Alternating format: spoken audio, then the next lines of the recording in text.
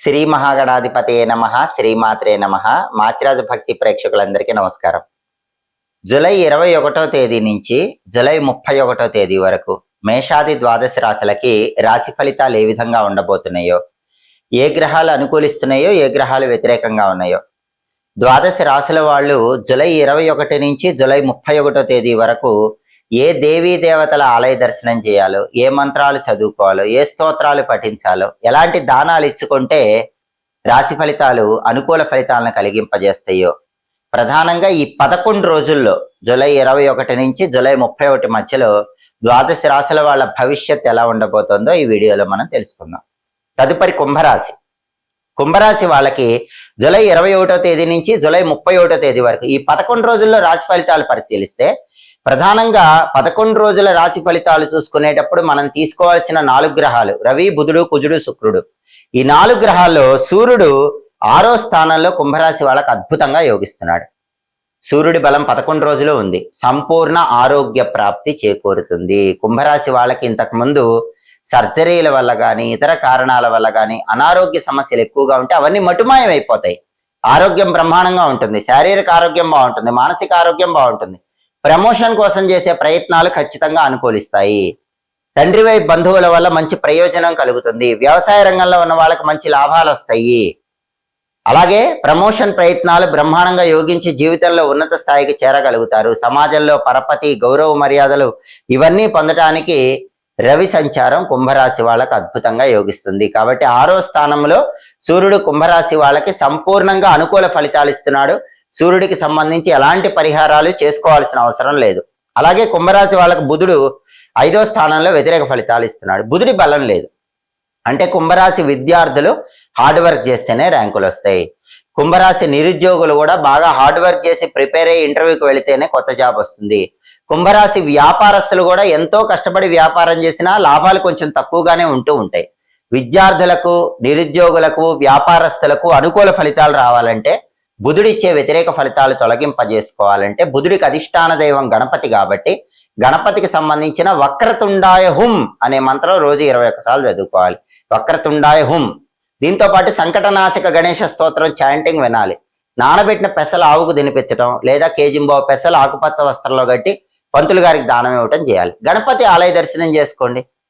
గణపతికి గరిక ఎర్ర పుష్పాలతో అర్చన చేయించుకోండి. గణపతి టెంపుల్ ప్రాంగణంలో కొబ్బరి నూనె పోసి 5 ఒత్తులేసి దీపం పెట్టండి. ఇవేవి చేసుకోలేకపోయినా ఇంట్లో అయినా గణపతి దగ్గర కొబ్బరి నూనె దీపం పెట్టి గరిక ఎర్రటి పుష్పాల నుంచి నమస్కారం చేసుకోండి.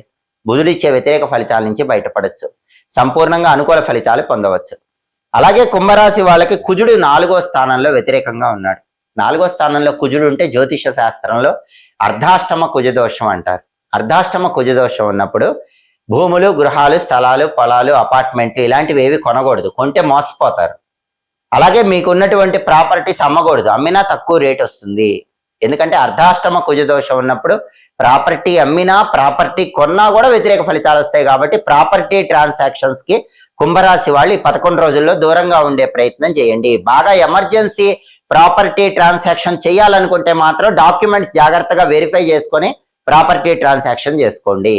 రియల్ ఎస్టేట్ లో కూడా కొన్ని ఒడిదుడుకులు ఉంటాయి. సోదరులతో చిన్న చిన్న గొడవలు అయ్యే అవకాశం ఉంది. కాబట్టి సోదరులతో జాగ్రత్తగా మాట్లాడాలి. అప్పులు అవ్వకుండా జాగ్రత్తగా మాట్లాడుకోవాలి. ఎదుటి వాళ్ళతో అప్పులు అవ్వకుండా జాగ్రత్తగా వ్యవహరించుకోవాలి. బ్యాంక్ లోన్లు శాంక్షన్ అవటం కూడా కొంచెం ఆలస్యంగా ఉంటుంది. సహనంతో ఎదురు చూస్తూ ఉండాలి. అర్ధాష్టమ కుజదోషం ఉంది కాబట్టి ఈ రకమైనటువంటి సమస్యలన్నీ కుంభరాశి వాళ్ళకు ఉంటాయి. అవి తొలగింపజేసుకోవాలంటే కుజుడికి అధిష్టాన దైవం సుబ్రహ్మణ్య స్వామి కాబట్టి సుబ్రహ్మణ్య స్వామి ఆలయానికి వెళ్ళి దర్శనం చేసుకోవాలి. ఓం శరవణ భవాయ నమః అనే మంత్రం 21 సార్లు చదువుకోవాలి. అలాగే సుబ్రహ్మణ్య కరావలంబ స్తోత్రం చాంటింగ్ వినాలి. నానబెట్టిన కందులు బెల్లంతో కలిపి ఆవుకు పెట్టడం, కేజింబావు కందులు ఎర్ర వస్త్రంలో మూటగట్టి బ్రాహ్మణుడికి దానం ఇవ్వటం చేసుకోవాలి. అప్పుడు అర్ధాష్టమ కుజదోషం నుంచి సులభంగా బయటపడి అనుకూల ఫలితాలు పొందవచ్చు. అలాగే కుంభరాశి వాళ్ళకి శుక్రుడు 7వ స్థానంలో వ్యతిరేక ఫలితాలు ఇస్తున్నాడు. సప్తమంలో శుక్రుడు వ్యతిరేక ఫలితాలు ఇస్తున్నప్పుడు లైఫ్ పార్ట్నర్ తో విభేదాభిప్రాయాలు కలిగే అవకాశాలు ఎక్కువగా ఉన్నాయి. కాబట్టి 7వ స్థానంలో శుక్రుడి వల్ల కుంభరాశి స్త్రీ పురుషులు ఎవరైనా సరే లైఫ్ పార్ట్నర్ తో గొడవలయ్యే అవకాశం ఉంది. కాబట్టి లైఫ్ పార్ట్నర్ తో జాగ్రత్తగా మాట్లాడుతూ ఉండాలి. సంగీత, నాట్య రంగాల్లో, లలిత కళల్లో ఇన్వెస్ట్మెంట్స్ ఏవి పెట్టకూడదు. భార్యాభర్తలు మాట్లాడుకునేటప్పుడు జాగ్రత్తగా ఆలోచించి మాట్లాడే ప్రయత్నం చేయాలి. 7వ స్థానంలో శుక్రుడి వల్ల ఈ వ్యతిరేక ఫలితాలు వచ్చే అవకాశం ఉంది. కాబట్టి ఈ వ్యతిరేక ఫలితాలన్నీ పోగొట్టుకోవాలంటే శుక్రుడికి అధిష్టాన దైవం లలితా పరమేశ్వరి దేవి కాబట్టి శ్రీమాత్రే నమః అనే మంత్రం రోజు 21 సార్లు చదువుకోవాలి. లలితా సహస్రనామ స్తోత్రం చాంటింగ్ వినాలి.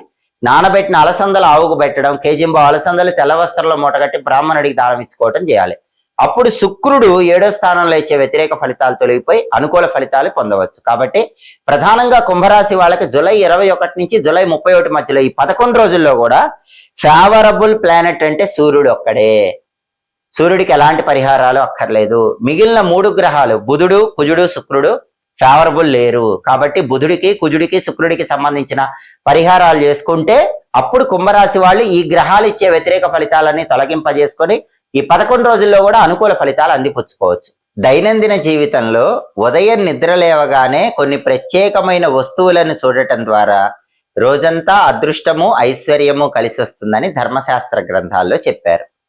ఉదయం నిద్ర లేవగానే వేటిని చూస్తే అదృష్టం కలిసి వస్తుందో ఒక శ్లోకం ద్వారా చెప్పారు.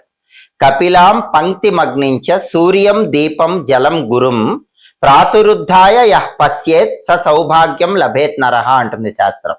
అంటే ఈ శ్లోకంలో ఉన్న అర్థం ఏంటంటే కపిలాం ఉదయం నిద్ర లేవగానే కపిల గోవును చూస్తే ఆ రోజంతా అద్భుతమైనటువంటి లాభాలు చేకూరుతాయి, కార్యసిద్ధి ఏర్పడుతుంది. అలాగే అగ్ని అంటే ఉదయం నిద్ర లేవగానే అగ్నిదేవుణ్ణి చూస్తే మంచిది, అంటే నిప్పు చూస్తే మంచిది. రాత్రంతా పూజ గదిలో ఒక దీపం వెలుగుతూ ఉండి ఉదయం నిద్ర లేవగానే ఆ దీపాన్ని చూస్తే రోజంతా శుభ ఫలితాలు కలుగుతాయి.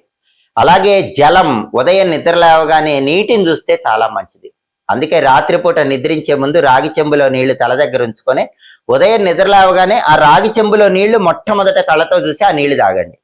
ఎందుకంటే నీళ్లు ఉదయం నిద్ర లేవగానే చూస్తే మనకు అదృష్టం కలిసి వస్తుంది. అలాగే గురుం అంటుంది శాస్త్రం, అంటే ఉదయం నిద్ర లేవగానే గురువులను చూస్తే మంచిది. చదువు చెప్పే గురువులను కానీ, మంచి విషయాలు చెప్పే గురువులను కానీ వాళ్ళ ముఖాన్ని చూస్తే రోజంతా అదృష్టం కలిసి వస్తుంది. అందుకే ఇక్కడ ప్రాతురుద్ధాయ యః పశ్యేత్ స సౌభాగ్యం లభేత్ నరహ అంటుంది శాస్త్రం. వీళ్ళలో ఎవరిని చూసినా కూడా ఆ రోజంతా అనుకూల ఫలితాలు పొందవచ్చు. అలాగే శాస్త్రంలో ఇంకొక శ్లోకం కూడా చెప్పారు. ఆ శ్లోకం ఏంటంటే లోకేషు మంగళాన్యష్టౌ బ్రాహ్మణో గావిరగ్నయః హిరణ్యం సర్పిరాదిత్య ఆపోరాజా తథాష్టమః అని శాస్త్రంలో ఇంకొక శ్లోకం చెప్పారు. ఈ శ్లోకం ఏం చెప్తుందంటే ఉదయం నిద్ర లేవగానే మంగళాన్యష్ట అష్టమంగళకరమైనటువంటి వస్తువులు చూడమని ఈ శ్లోకం చెప్తుంది. ఏంటా అష్టమంగళకరమైన వస్తువులు అంటే బ్రాహ్మణం, మొట్టమొదటి వాడు బ్రాహ్మణుడు. బ్రాహ్మణుడు అంటే ఎవరు? వేదాంగాలు చదివినవాడు, శాస్త్రం చదివిన బ్రాహ్మణుణ్ణి చూస్తే మంచిది. ఆ తర్వాత రెండవది గావి అంటే ఏంటంటే గోమాత అని అర్థం. ఉదయం నిద్ర లేవగానే ఏ గోవును దర్శించినా ఉత్తమ ఫలితాలు కలుగుతాయి. మూడవది అగ్నిదేవుణ్ణి చూస్తే చాలా మంచిదని ఈ శ్లోకంలో కూడా చెప్పారు. నాలుగవది హిరణ్యం అంటే బంగారం. ఉదయం నిద్ర లేవగానే బంగారాన్ని చూస్తే చాలా మంచిది. అందుకే ఎవరైనా బంగారపు ఉంగరాలు పెట్టుకుంటే ఉదయం నిద్ర లేవగానే మొట్టమొదట ఆ బంగారపు ఉంగరాలు చూడండి. బంగారు ఆభరణం ఏదైనా ఉదయం నిద్ర లేవగానే కళ్ళు తెరవగానే చూస్తే ఆ రోజంతా అదృష్టం కలిసి వస్తుంది. ఆ తర్వాత ఐదవది సర్పి అంటే ఏంటంటే ఆవు నెయ్యి. ఉదయం నిద్ర లేవగానే ఆవు నెయ్యిని చూస్తే చాలా మంచిది. ఆ తర్వాత ఆరవది ఆపో అంటే జలము. ఉదయం నిద్ర లేవగానే జలాన్ని చూస్తే చాలా మంచిది, చాలా అద్భుతమైనటువంటి ఫలితాలు కలుగుతాయి. ఆ తర్వాత రాజా అంటే పరిపాలకుడు, పరిపాలన చేసేటటువంటి రాజుని ఉదయం నిద్ర లేవగానే చూస్తే చాలా మంచిది. ఆదిత్య ఉదయం నిద్ర లేవగానే సూర్యుడిని చూస్తే చాలా మంచిది. వీటిని అష్టమంగళ ద్రవ్యాలు, అష్టమంగళ వస్తువులు అనే పేర్లతో పిలుస్తారు. వీటిలో ఏది చూసినా ఉదయం నిద్ర లేవగానే అద్భుత ఫలితాలు కలుగుతాయి. అలాగే శాస్త్రంలో ఇంకొన్ని విషయాలు కూడా చెప్పారు. నిద్ర లేవగానే అద్దం చూస్తే మంచిది. అద్దం చూస్తే గనక ఐశ్వర్యం పెరుగుతుంది, మనకు ఆ రోజంతా అదృష్టం కలిసి వస్తుంది. అలాగే గోరోజనం అనే ఒక ప్రత్యేకమైన పదార్థం ఉంటుంది. ఉదయం నిద్ర లేవగానే గోరోజనం చూస్తే ఆ రోజంతా అదృష్టం బాగా కలిసి వస్తుంది. అలాగే సిద్ధార్థకాన్ని ఉదయం నిద్ర లేవగానే చూస్తే మంచిది. సిద్ధార్థకము అంటే అర్థం ఏంటంటే తెల్ల ఆవాలు. రాత్రిపూట నిద్రపోయే ముందు ఒక చిన్న గిన్నెలో తెల్ల ఆవాలు పోసి ఉదయం నిద్ర లేవగానే ఆ సిద్ధార్థకము అంటే తెల్ల ఆవాలు చూస్తే ఆ రోజంతా కూడా కార్యసిద్ధి ఏర్పడుతుంది, పనుల్లో విజయం చేకూరుతుంది. అలాగే ఉదయం నిద్ర లేవగానే 2 రకాలైనటువంటి పుష్పాలలో ఏ పుష్పాన్ని చూసినా అదృష్టం కలుగుతుందని శాస్త్రాల్లో చెప్పారు. ఆ 2 రకాలైన పుష్పాలు ఏంటంటే మొట్టమొదటిది గన్నేరు పూలు, రెండవది పద్మ పుష్పాలు. ఉదయం నిద్రలేవగానే గన్నేరు పువ్వును చూసినా, పద్మం చూసినా ఆ రోజంతా మానసిక అశాంతి ఉండదు, మానసికంగా ప్రశాంతత కలుగుతుంది. కాబట్టి శాస్త్రాల్లో ఉదయం నిద్రలేవగానే వేటిని చూడాలి, వేటిని చూస్తే అదృష్టము ఐశ్వర్యము కలిసి వస్తాయి అన్న దానికి ఈ 2 శ్లోకాలు చెప్పారు.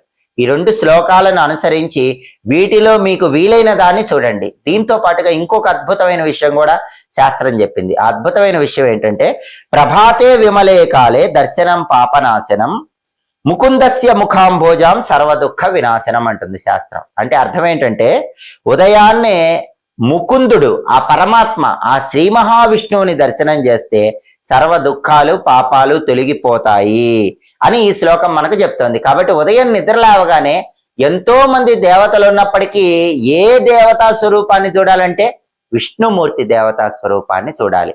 రాత్రి నిద్రపోయే ముందు శివుణ్ణి చూసి నిద్రపోవాలి, ఉదయం మేల్కొనగానే విష్ణుమూర్తిని చూడాలి. అప్పుడు మనకు అద్భుతంగా అదృష్టం కలిసి వస్తుంది. అందుకే ముకుందుణ్ణి ఉదయం నిద్రలేవగానే చూడండి అన్నారు రాముడు, కృష్ణుడు, నరసింహస్వామి, వెంకటేశ్వర స్వామి. విష్ణు సంబంధమైన ఏ రూపానైనా ఉదయం నిద్రలేవగానే దర్శించండి, సమస్త శుభ ఫలితాలు రోజంతా కలుగుతాయి. ఎప్పటికప్పుడు జ్యోతిష శాస్త్ర పరంగా గ్రహాల సంచారంలో మార్పు తెలుసుకోవాలన్నా, దినఫలాలు తెలుసుకోవాలన్నా, 10 రోజుల ఫలితాలు తెలుసుకోవాలన్నా, మాస ఫలితాలు తెలుసుకోవాలన్నా మాచిరాజు భక్తి ఛానల్ చూడండి. మా వీడియోస్ మీకు నచ్చినట్లయితే మా ఛానల్ లైక్ చేయండి, కామెంట్ చేయండి. మా ఛానల్ వీడియోస్ 10 మంది మిత్రులకు షేర్ చేయండి. మా ఛానల్ సబ్స్క్రైబ్ చేసుకోండి. పక్కనున్న బెల్ సింబల్ నొక్కటం మాత్రం మర్చిపోకండి. సర్వే జనాః సుఖినో భవంతు. స్వస్తి.